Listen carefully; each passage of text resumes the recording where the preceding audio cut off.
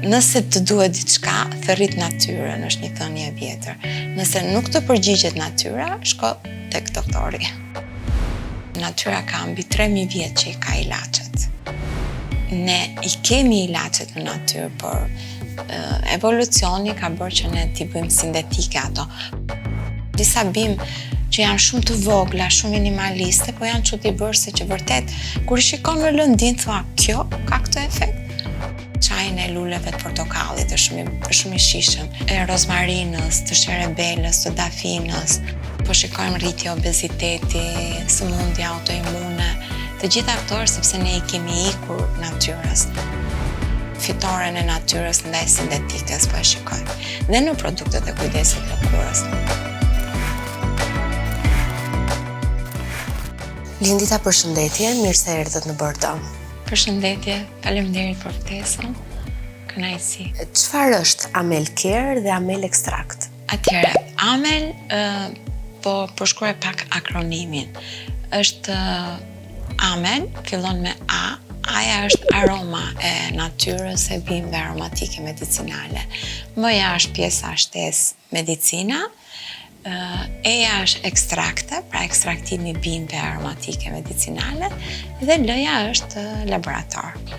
Në fakt, tingëllon bukur dhe në Shqip, sepse në disa nivelet gjuhëve, jo gjuhës letrare apo aksentet, mund t'jetë e amël, me Shkodër i thonë e amël, po dhe në Elbasan i thonë e amël, e ëmbël. Por në fakt është një akronim i përfshirjes së konceptit për bimët aromatike medicinale, studimit tyre nëpërmjet ekstraktimit dhe laboratorit të certifikuar që kemi ne.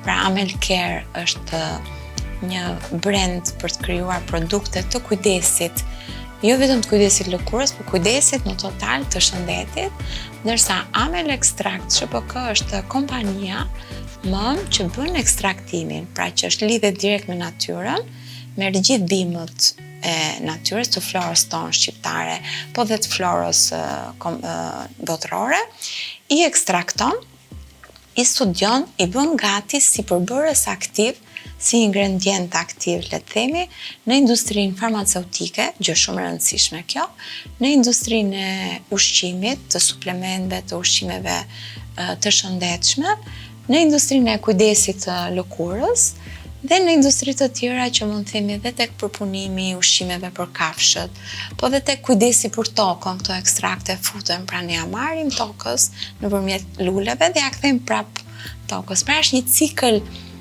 i mbyllur, është një ekonomi rrethore ose një teknologji e cila shkon tek mali, merr bimët, i kput me kujdes sipas rregullave, i ekstrakton, i studion, i kthen në përbërës aktiv, i përdorim ne për të mirat për shëndetin dhe pastaj ja kthejmë prap tokës. Pra unë e shikoj shumë bukur që ne takohemi në këtë rreth, domethënë, falenderojmë tokën për çfarë na jep dhe ja kthejmë mbrapsh atë që na jep me aq bujari. Si lindi pasioni për të studiuar bimët dhe natyrën? Në fakt, pasioni ka lindur sepse unë që në shkollë të mesme jam marrë me kimin organike dhe dihet që ekstraktet që ndodhen në bimët aromatike medicinale i studion kimia organike, kimia e jetës që quhet. Dhe gjatë herë unë i kam pas këto indikacione. Pastaj kur u rritëm dhe më shumë kur kaluam në punë, kemi takuar, kur dolëm në jetë, le të themi, kemi takuar një inxhinier të talentuar, një profesor i nderuar dhe sa herë që më bie rasti unë e përmend, quhet profesor Orhan Aslani, ai nuk jeton më, por ai është thesari i Shqipërisë sepse na ka lënë studime pafund për gjithë bimët aromatike medicinale. Dhe sot ne kemi goxha materiale të profesor Orhanit, për të cilat unë nuk i heq nga duart, por që i shikoj edhe në universitete të tjera ku unë hulumtoj apo kam kontaktet e mia që lumturohem kur shikoj analizat e sherebelës të bëra nga profesor Orhan Aslani. Kështu që ngacmimi ka qenë edhe takimi me profesor Orhanin, ndjekja në distancë, sepse ai kishte një qendër ekstraktimi në Elbasan ku ne ekstraktonim sherebelën, që ishte një esencë eksporti atëherë, dhe laboratori profesorit ishte si ato laboratorët domethënë bërthamor, kështu si i distancuar që ti nuk mund të afrohesh, dhe duhet kishe shumë përgatitje që të hyjet shkelja aty brenda. Dhe ne u bëm pjesë e asaj atij laboratorit temi apo qendër kërkimore dhe mua më ngeli në mendje. Pastaj kaloi 90-ta, u prishën sistemi, u transformuam, secili nga ne mori rrugën për të mbijetuar. Por unë edhe Beni im shoq, ai është inxhinier ushqimor, teknolog, na rinte në kohë kjo, domethënë malli për profesor Urani, bisedat me të librat e tij. Edhe ndër vite që punonim, krijuam ato pjesët tona të historisë tonë, domethënë filluam unë në një laborator, Beni me bizneset e veta. Unë kalova në arsim për ca kohë, pastaj u ktheva shëndetësisë në një laborator të kujdesit, vendosëm dhe tham, të bëhemi grup, do ta fillojmë ta ekstraktojmë dhe ne ta çojmë përpara atë që nisi profesor Urani.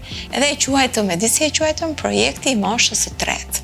Pra ne nuk donim që të dilim në pension, po tham kur bëhemi tek 50-tat, ne do merrem me bimët. Dhe na ka ndryshuar jetën, më besoni. Vjen pranvera, ne jemi maleve. Flasim me njerëzit, flasim me fermerët, flasim me njerëzit e zonave që e njohin aq bukur natyrën, njohin aq bukur bimët, me emrat e tyre komun. Ne pastaj ja kthejmë në emrat latin, edhe po mësojmë shumë, më besoni që mësojmë shumë nga fshatarët e zonave. Nuk e di ne e keni dëgjuar narcisin, që është një lule shumë e rrallë, është lule shumë e bukur, dhe ne e kemi në pjesën malore të Shqipërisë, në Verilindje dhe Juglindje. Ne kemi shkuar në një parcel të Kodër e Madhe, mund quhet, po është në Dzibër, në Dzibër Hane quhet ajo zona, dhe kemi ecur një 3 orë në këmbë, ju ngjit të malit. Mu duk pak e lodhshme, se atëherë nuk kisha këtë peshë, isha në çik më shëndosh, por ja vleti, më besoni udhëtimi, se kur dolëm mbi lëndinat e Kelnit quheshe, ishte një pamje aq e bukur e narcisit, ishte vetëm narcisi, kodrat, pllajat të tëra, kodrat vogla, që t'i kapte syri shumë lart, dhe aty gjetën disa fshatarë. Çuditshëm ato po festonin, ishte periudhë maj. Dhe i thamë ne që e dini çfarë lule është kjo? Jo, thamë ne kemi, nuk e presim të lule se është helm. Miles ne asë baktit nuk i sjellim këtu, sepse në pjesën e tyre të folkut, apo në gojdhënat e tyre ishte që u ngortnin baktit sa herë që shkonin aty. Në fakt është e vërtet sepse përbërjet kimike që ka narcisi janë toksike për baktit, për njerëzit. Por ekstrakti i tij është magnitës. Ka vlera të papara për shëndetin, për të përdorur si preparate në ilaçe, por është edhe një nga aromat në parfumet fine dhe shumë luksoze. Kështu që narcisi mua më ka bërë përshtypje kur e kam parë që e kemi, por për fat ne nuk e mbledhim, nuk kemi akoma një infrastrukturë që bimët që kemi në Shqipëri, që janë vlerë monetare, të mblidhemi bashkë edhe bashkë të gjithë aktorët që kanë interes në këtë fushë. Edhe t'i marrin, mos i lënë të thahen, mos i lënë të bëjnë atë ciklin e tyre biologjik pa u shfrytzuar. Kështu Ju ka frymëzuar Shqipëria për larmishmërinë e bimëve? Padyshim, është mahnitse. Ne shkojmë shpesh në panajere, mund bëjmë 3-4 panajere në vit, edhe atje jemi shumë entuziast kur studiusit flasin, për shembull sherebelën tonë, kanë dashur ta kultivojnë, e kanë marrë varietetin tonë, e kanë kultivuar në Gjermani, që Gjermania mbahet për institute, por nuk kanë arritur të gjejnë komponimet kimike që ndodhen tek sherebela shqiptare, sepse ka të bëjë shumë toka, ujërat nëntoksore, klima jon, janë shumë faktorë në kultivimin e bimëve. Nëse të duhet diçka, thërrit natyrën, është një thënie e vjetër. Nëse nuk të përgjigjet natyra, shko tek doktori. Në fakt ne kemi dëgjuar shpesh natyra i ka të gjitha ilaçet. Si e shihni këtë? Është realisht e vërtet? Po, është realisht e vërtet, sepse natyra ka mbi 3000 vjet që i ka ilaçet. Ato kanë ardhur gjatë rrugës, kanë humbur gjatë evolucionit, kanë ardhur, janë zhdukur, kohë pas kohe njerëzit i kanë përdorur, i kanë zhdukur përdorimet e tyre, dhe mjekësia moderne apo dhe farmaceutika, nëse bën përbërës aktiv të pastër në ilaçe, pikërisht ato molekula që përdor janë kopion molekulat që ndodhen tek bimët në natyrë. Kështu që ne i kemi ilaçet në natyrë, por evolucioni ka bërë që ne t'i bëjmë sintetike ato. Por shikoj një trend rritës, sa herë që shkoj në panajire, kërkesë më e madhe për përbërës aktiv, për ingredient aktiv në farmaceutik nga natyra. Dhe kjo më gëzon shumë dhe më thotë ec Lindita se në rrugën e duhur. Sipas jush, cila është bima më mrekullibërse, ajo që mund të jetë më superiore nga të tjerat për efektin, veprimin që ka?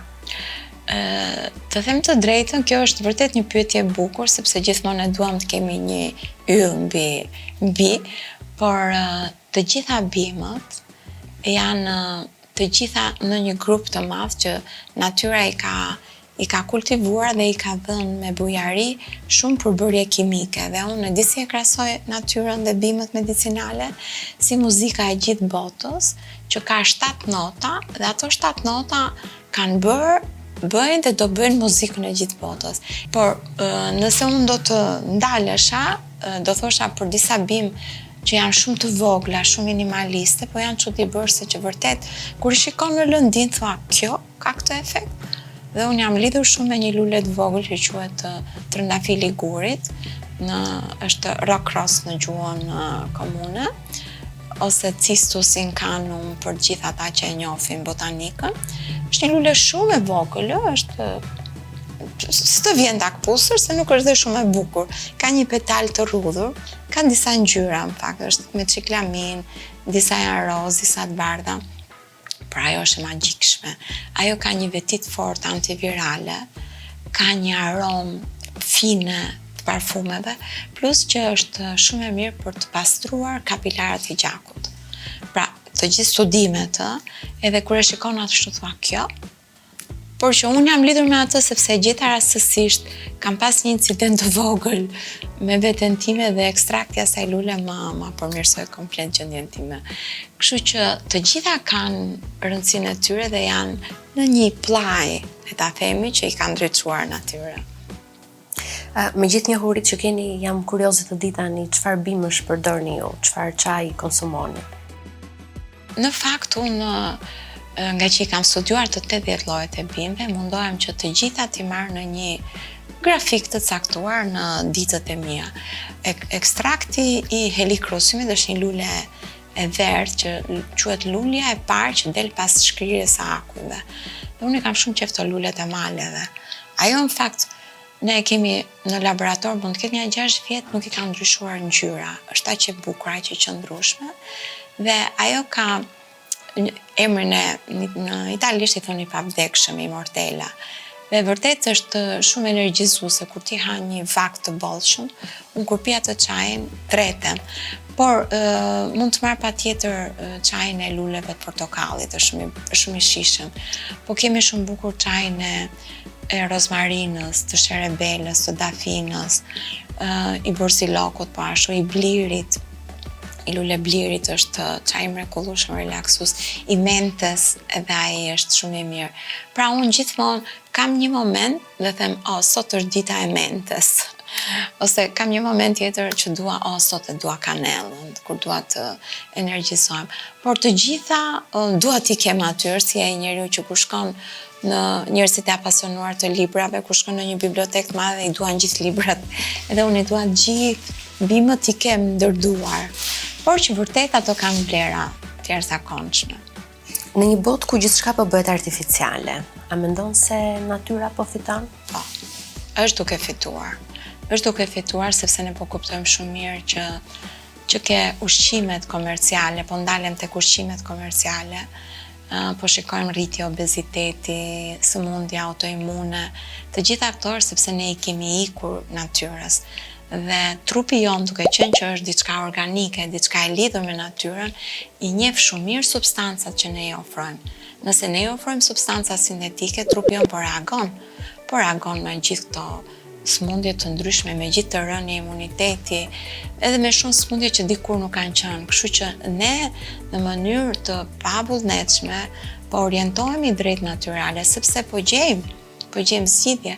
Suplementët që vijnë nga natyra vërtet janë një zgjidhje që nuk e bëjnë wow me një herë atë, me shkopin magjik, po duke i patur çdo ditë në rutinën tonë, ne çdo ditë kemi ndihmuar trupin tonë të funksionojë më mirë dhe të jetë më i pastruar. Nëse ne çdo ditë trupit tonë i japim toksina, patjetër që ai do t'i mbaj, por ai lodhet t'i largoj këto toksina, ndërkohë që duhet të na rigjenerojnë ne. Kështu që unë e shikoj shumë natyrale, por kjo do shumë informim mendoj unë. Dhe jo informim të flasim, po të auto-informojmë secili nga ne, se sot ka shumë mundësira. Por unë e shikoj fitoren e natyrës ndaj sintetikës, po e shikoj. Dhe në produktet e kujdesit lëkurës. Dhe pikërisht tek pjesa e informimit, sa mirë i zgjedhim ne çajrat që konsumojmë? A ka njerëz që ju pyesin për arsye specifike? Po kjo është një pyetje shumë e bukur sepse realisht unë e shikoj rëndomt. E para, unë orientohem shumë nga rregulloret në fuqi, sepse që t'jesh një biznes i qëndrueshëm, afatgjatë dhe i certifikuar, duhet patjetër që sy t'i kesh nga deklaratat, rregulloret, standardet, certifikimet. Dhe në gjithë këto informacione që na jepen ne si biznes apo si kompani që zhvillojmë ekstraktet, ka direktiva të qarta. Dhe një nga ato është që ne nuk mund të quajmë çdo bim çaj. Në literaturë dhe në rregullore quhet infuzion botanik. Dhe që ne të marrim në trupin tonë një infuzion botanik, kjo bim duhet kaluar disa procese. Jo direkt e morëm nga vazoja apo nga lëndina, e tham në kushtet pa kontrolluara, e lam në letim lavamanin tonë, dhe ajo është gati për t'u zjerë. Jo, kjo është e gabuar. Biles është shumë dhe e dëmshme. Bimët duhet kalojnë në disa procese që quhen detoksifikimi, i largojnë disa substanca që janë toksike, që i marrin nga natyra.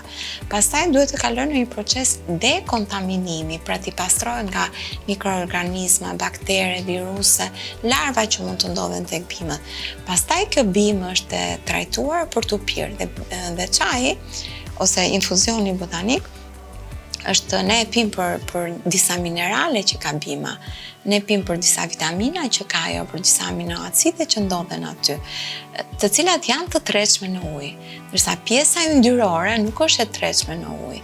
Dhe një bimë e ka pjesën yndyrore nëse nuk i ka kaluar këto procese. Emrin e çajit e ka vetëm një bimë që quhet Camellia sinensis, me liqë dhe me rregullore. Ai quhet o çaj i gjelbërt, o çaj i jeshil, dhe kjo bimë i nështrohet pikërisht këtyre proceseve teknologjike që bëhet pastaj e sigurt për ta marrë ne dhe për ta përdorur si konsum. A mund të zëvendësojnë çajrat ilaçet? Çajrat, nëse do t'i pim në nivel uji, absolutisht që nuk i zëvendësojnë ilaçet.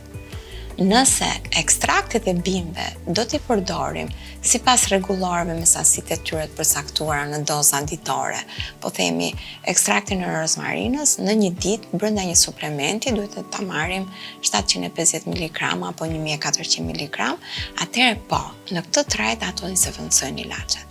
Po t'ju them momentin e rozmarinës, ekstrakti rozmarinës, ku ne e gëlltisim nëpërmjet një tretësire të bajit ullirit, direkt nëpërmjet teorisë së shijeve retronazale, i kalon direkt në nxit amigdalën. Nga amigdala shkon lart në hipotalamus dhe direkt nxit qarkullimin e gjakut. Qarkullimi i gjakut nxit direkt rritjen e sistemit imunitar. Pra, e bën njësoj sikur ne marrim një preparat, për shembull ibuprofen për të qetësuar, le ta themi, dhimbjen inflamatore. Rozmarina e bën shumë më shpejt dhe shumë natyralisht. Nuk e them unë këtë, e thon studimet. Mora rastin e rozmarinës, nëse marrim 750 mg acid rozmarinik në ditë. Kemi zëvendësuar një ibuprofen që është antiinflamator, po themi, por që ka efekte anësore sa të duash. Kështu që ekstraktet unë i shikoj si zëvendësues të ilaçeve, por çajrat jo. Çajrat janë ndihmues, janë relaksues, sepse sasia e ujit që marrim nuk është e lejuar që ne të mund t'i marrim ato dozë që duhet. Kjo është diferenca. Cilat janë disa nga sëmundjet, diagnozat, shqetësimet që mund të kurojnë bimët? Tani, për këtë unë nuk është se dua të iki pyetjes, po unë jam në nivelin tim akademik, jam mikrobiologe, biokimiste dhe deri këtu dhe studiuse e bimëve. Unë lexoj studimet farmakologjike apo farmakognozi më mirë, që e bëjnë farmacistët e industrisë dhe i falenderoj shumë për punën që ato bëjnë, por unë nuk e bëj dot këtë diferencën midis smundjeve dhe ditë them që një jetë e shëndetshme është që ne në dietën tonë të përditshme ti kemi këto element, patjetër të kontrolluar. Pra, nuk do thosha në mënyrë sporadike, dalim aty ndër miq dhe flasim, mua më bëri mirë kjo, ty të bëri mirë kjo. Kjo nuk është e duhura. Por nëse ne marrim suplemente të cilët janë mirë prodhuar, janë mirë etiketuar, që do të thotë i kanë të gjithë elementët sipas rregulloreve, pra ne informohemi përpara se sa të marrim një preparat, atëherë secili nga ne duhet ta bëjë këtë gjë sepse kontribon në mirëqenie. Unë kam dhe diçka tjetër për të shtuar, nëse ne duam që të lëm diçka mbrapa dhe fëmijët tanë, se unë shikoj që syt duhet i kemi tek fëmijët. Që fëmijët e vegjël duhet fillojmë që nga nëna, që në përshkolla, duhet i fillojmë të edukojmë me aromat e natyrës, me këto shijet retronazale, sepse në momentin kur fëmia kontakton për herë të parë shijet retronazale, ato i monitorohen dhe i stabilizohen në tru, i regjistrohen në tru dhe është shumë herë më e lehtë t'ja ushqejmë që kur janë të vegjël, sepse ndër vite, ndër rritjen e tyre, ato e marrin më lehtë vlerën që kanë këto bimedicinale.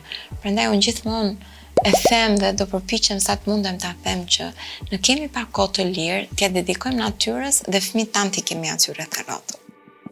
Jenita, faleminderit për këtë bisedë shumë interesante. Faleminderit Athinaja, emri jot është shumë i bukur.